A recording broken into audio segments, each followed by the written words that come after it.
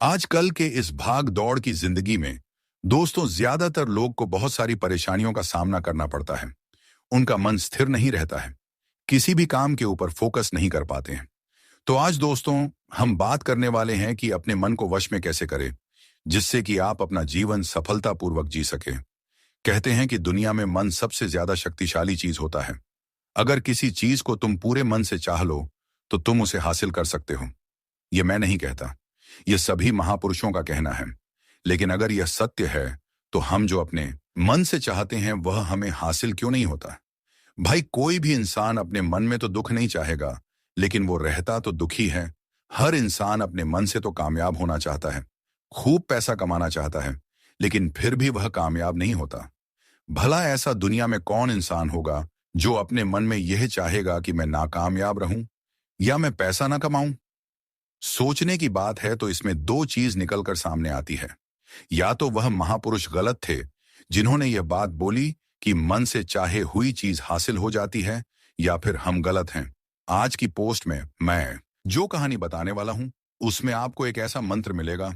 उसे समझने के बाद आप यह जरूर समझ पाएंगे कि अपने मन से कोई भी चीज कैसे करवाई जाती है, मन में किसी भी बात का बीज कैसे बोया जाता है। इस कहानी से आपको अच्छी तरह से समझ में आ जाएगा, और इससे आप यह भी समझ पाएंगे कि आकर्षण का नियम, लॉ ऑफ अट्रैक्शन, कैसे काम करता है। कहानी छोटी सी है लेकिन बहुत ही गहरी है। इस पोस्ट को पूरा और लास्ट तक जरूर सुनना, तो ही आप अच्छे से इस कहानी का पूरा लाभ ले पाएंगे। तो चलिए कहानी शुरू करता हूं और समझते हैं कि मन का मंत्र है क्या और हम अपने मन को कंट्रोल कैसे करें। एक लड़का सोच रहा था, उसके मन में कभी कभी मन में आत्महत्या करने के भी ख्याल आते थे, लेकिन अपने परिवार की चिंता करके वह यह कदम नहीं उठा पाता। वह इतना दुखी हो गया कि उसने निर्णय किया कि वह इन दुखों से छुटकारा पाकर ही रहेगा। इसके लिए चाहे उसे कितनी ही मेहनत करनी पड़े, कुछ भी करना पड़े, चाहे अंगारों पर चलना पड़े, लेकिन इन दुखों से छुटकारा हासिल करके रहेगा। ऐसे ही एक दिन उसने अपने मित्र से पूछा कि मैं अपने जीवन को कैसे सुधारूं। उसके मित्र ने उसे बताया कि तुम किसी बाबा के पास जाओ। बाबाओं के पास ऐसा मंत्र होता है जिससे सारे दुख मिट जाते हैं, जीवन खुशियों से भर जाता है और धन संपदा भी हासिल होती है। तुम किसी ऐसे बाबा को ढूंढ लो, बस तुम्हारा काम बन जाएगा। उस आदमी के मन में यह बात पूरी तरह से बैठ गई कि कोई बाबा ही मेरा दुख दूर कर सकता है, और इसीलिए उसे किसी भी बाबा के बारे में पता चलता तो वह उस बाबा के पास पहुंच जाता, उस बाबा को अपनी समस्या बताता और उससे उसका समाधान पूछता और कहता कि बाबा, मैं कुछ भी करने के लिए तैयार हूं, लेकिन मेरी इन समस्याओं से मुझे छुटकारा दिला दीजिए। आप जो कहेंगे मैं वह करूंगा, लेकिन मेरे जीवन को सुधार दीजिए। बाबा उसे कुछ टोने टोटके बताते थे करने के लिए, और बदले में दान दक्षिणा ले लेते थे कि यह टोना टोटका करने के बाद तुम्हारे घर में सुख शांति बनी रहेगी, बस इस टोटके को पूरी विधि के साथ करना। वह आदमी घर लौटकर पूरी विधि के साथ टोने टोटके करने लगा, लेकिन बहुत टोने टोटके करने के बाद भी उसके जीवन में कुछ बदलाव नहीं आया।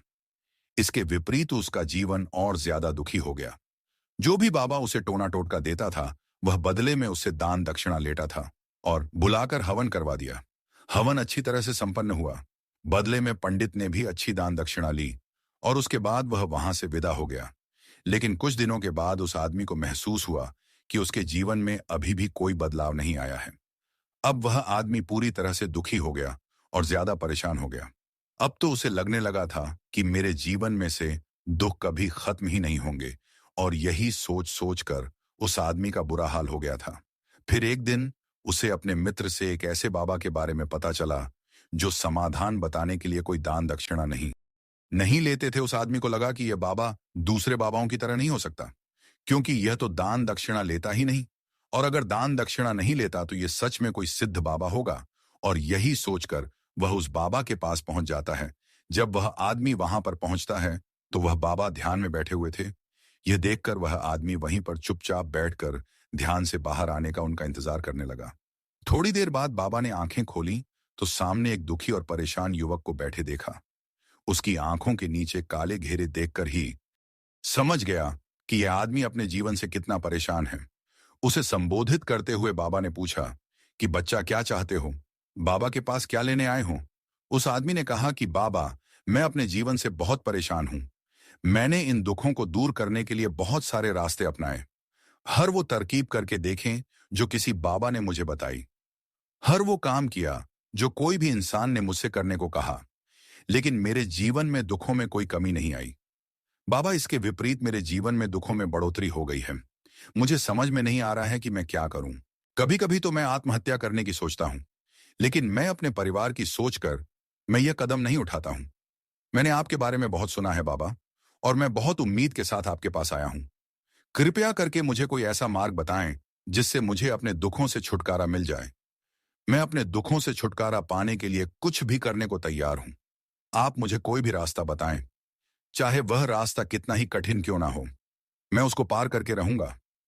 बाबा ने महसूस किया कि आदमी तो सच में बहुत परेशान है। बाबा ने उसकी बात सुनकर कहा कि बच्चा, दुखों को दूर करने के लिए मंत्र ऐसे ही नहीं मिलते हैं। मंत्र पाने के लिए कुछ करना पड़ता है। तुम कुछ कर सकते हो। यह सुनकर पहले तो उस आदमी ने सोचा कि यह बाबा भी मुझसे दान दक्षिणा मांगेंगे, लेकिन और कोई रास्ता ना पाकर उस आदमी ने कहा, बाबा, आपको जितना भी दान दक्षिणा चाहिए मैं देने के लिए तैयार हूं, लेकिन आपका मंत्र सच्चा होना चाहिए, वह पूरा होना चाहिए, उसका फल मुझे मिलना चाहिए। उसके बाद मैं आपको जो भी दान दक्षिणा लेना चाहते हो मैं आपको दे दूंगा।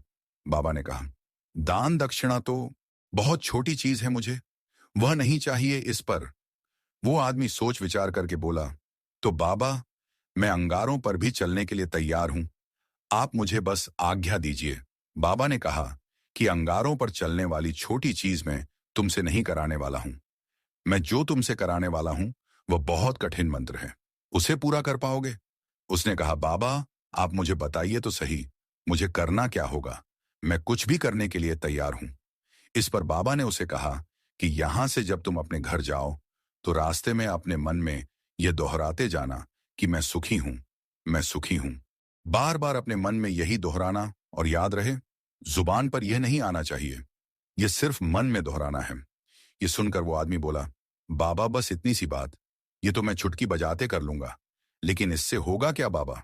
बोले कि इस मंत्र को करके तो देखो, वैसे भी तुमने इतने बाबाओं के मंत्र किए हैं, तो इस मंत्र को भी करके देख लो। उस आदमी ने सोचा कि बाबा कुछ दान दक्षिणा तो ले नहीं रहे हैं, और छोटा सा मंत्र है, इसे तो मैं कर ही लूंगा।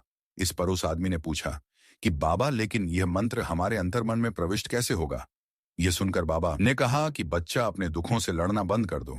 जब तक तुम अपने दुखों को दूर करने की सोचते रहोगे, तब तक वो दुख तुमसे चिपके रहेंगे, तब तक वो दुख तुम्हारे अंतर्मन पर अपना राज बनाए बैठे रहेंगे।